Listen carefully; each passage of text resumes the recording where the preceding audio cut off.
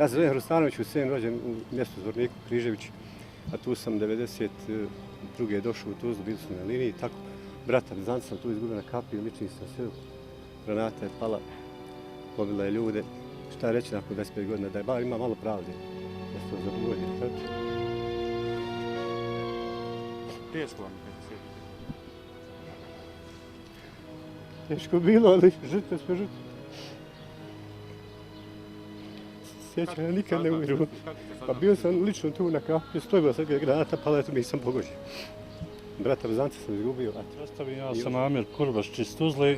Moj je brat ovdje poginuo na kapiji 1995. godine.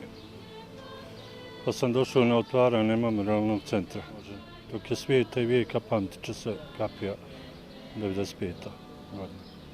Ja sam Arif Ahmetašević, otac ubijene Edine Ahmetašević, koja je evo tu izložena. Sad sam prvi put tu vidio sliku. Mislim, ja kao, barem moje mišljenje kao roditelja ubijene ove djece na kapiji, je veoma bitno što se sada ova ustanova, odnosno ovaj komemorativni centar sada, što će past pod ingerenciju grada Tuzle, odnosno opštine grada Tuzle, koji će voditi računa o tome. Neće više biti zavisno od bilo koga, od pojedinaca ili od nas, roditelja ili od ovih koji su ranjeni bili, koji su bili predsjednici udruženja. Tako da mi je to najveća, mislim, satisfakcija što se toga tiče otvaranje ovoga komemorativnog centra. Begović, Centar za kulturu, autor postavke u Memorialni centar kapija. Centar za kulturu je već rasporedio stručno lice, profesora istorije, muzejskog kustosa, koji će biti na raspolaganju svim posjetiocima. Sutra će biti otvoren Memorialni centar kapija od 9 sati do 14, a od ponedjeljka do petka svakim radnim danom od 8 do 16. Osim toga mogu se i najaviti grupne izložbe koje su van ovog već rečenog termina. Dakle, da su predstavljeni dokumenti izvorna građa koja je nastajala neposredno nakon masakra na kapiji 25. maja 1995. godine. Tu se nalaze paneli sa isječcima iz dnevne štampe, zatim izvještaj komisija osoba koje su radile na dan tragedije i poslije. Zatim tu su portreti stradalih, njih 71. Treba reći isto tako da će biti prikazan dokumentarni film Balkanske istraživačke mreže o suđenju Novaku Đukiću. Zatim tu su još i drugi dokumenti koji se bave ovom temom. Dakle, ja sam Denis Đidić, direktor Balkanske istraživačke mreže u Bosni i Hercegovini. Balkanska istraživačka mreža prati sva suđenja pred sudom Bosne i Hercegovine, tako smo pratili postupak Novaku Đukiću, kako prvostepeni i drugostepeni, tako i postupak nastojanja preuzimanja Bosna i Hercegovina, nastojanja da preuzme Srbija njegovu kaznu, da on tamo služi kaznu zatvora na koju je pravosnažno osuđen. Mi smo kompletnu tu arhivu praćenja tog postupka, sva svjedočenja, sve dokaze, sve tekstove smo poklonili gradu Tuzla kako bi oni mogli biti prikazani i na bosanskom i na engleskom jeziku u ovom novom memorialnom centru.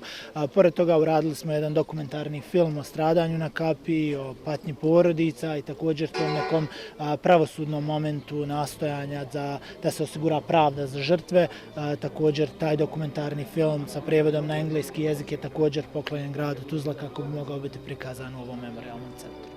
Dakle, naša spomenička manifestaciona kultura i kultura ukupno mora neprekidno podsjećati da se ne pomeni, da se ne ponovi.